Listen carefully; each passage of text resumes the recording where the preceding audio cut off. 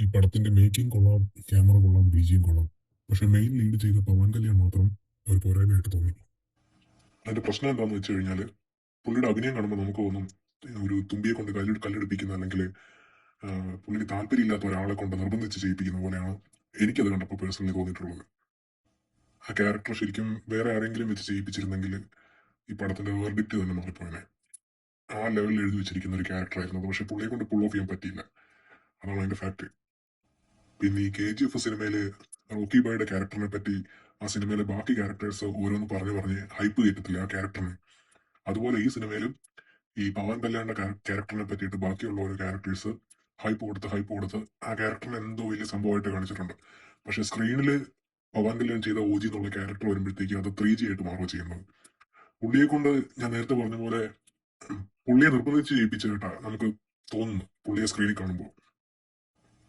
പിന്നെ പടത്തിന്റെ മെയിൻ പോസിറ്റീവായിട്ട് തോന്നിയത് ഇമ്രാൻ ഹാഷ്മി, പിന്നെ അതുപോലെ സുധീർ നായർ, പിന്നെ ഹരീഷ് ഉത്തമൻ, ഇവരെല്ലാം നന്നായിട്ട് ചെയ്തിട്ടുണ്ട്. ഇവരുടെ റോൾസും അതായത് ഏറെക്കുറെ സിനിമയിലെ മെയിൻ ലീഡ് ഒഴിച്ച് ബാക്കി ചെയ്തിട്ടുള്ള ഒട്ടുമിക്ക ക്യാരക്ടേഴ്സ് നന്നായിട്ട് തന്നെ ചെയ്തിട്ടുണ്ട്.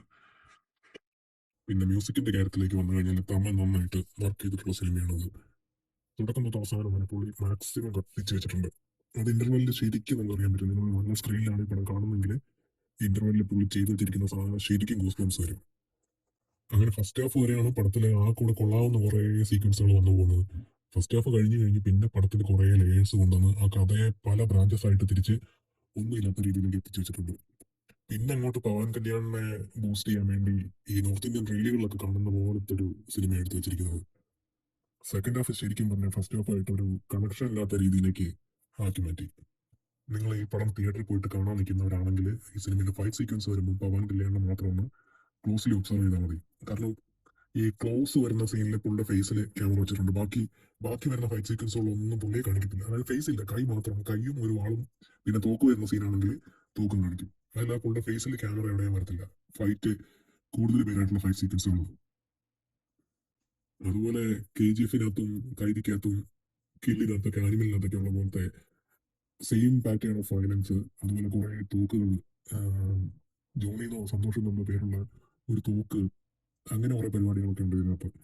വെറുതെ ആവശ്യമില്ലാത്ത നമുക്ക് പോലും മനസ്സിലാകത്തില്ല എന്തിനാണ് ഇത്രയും തോക്കുകളും ഇതൊന്നും.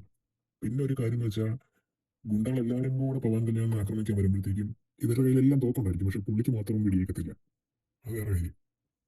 എനിക്ക് ഈ സിനിമ കണ്ടിട്ട് മൊത്തം തോന്നിയിട്ടുള്ളത് പവൻ കല്യാൺ ഫാൻസിനും പിന്നെ പുള്ളിയുടെ ജനസേന പാർട്ടിയിലെ അണികൾക്കും വേണ്ടി അവർക്ക് വേണ്ടി എടുത്തു വെച്ചിരിക്കുന്ന ഒരു സിനിമ പോലെയാണ്. അല്ലാതെ സാധാരണ ഓഡിയൻസിന് മനസ്സിലാവുന്ന രീതിക്കാണ്. പക്ഷെ എത്രത്തോളം നമ്മൾ മലയാളി ഓഡിയൻസിന് ഇത് അക്സെപ്റ്റ് ചെയ്യാൻ പറ്റുമെന്ന് എനിക്ക് അറിയില്ല.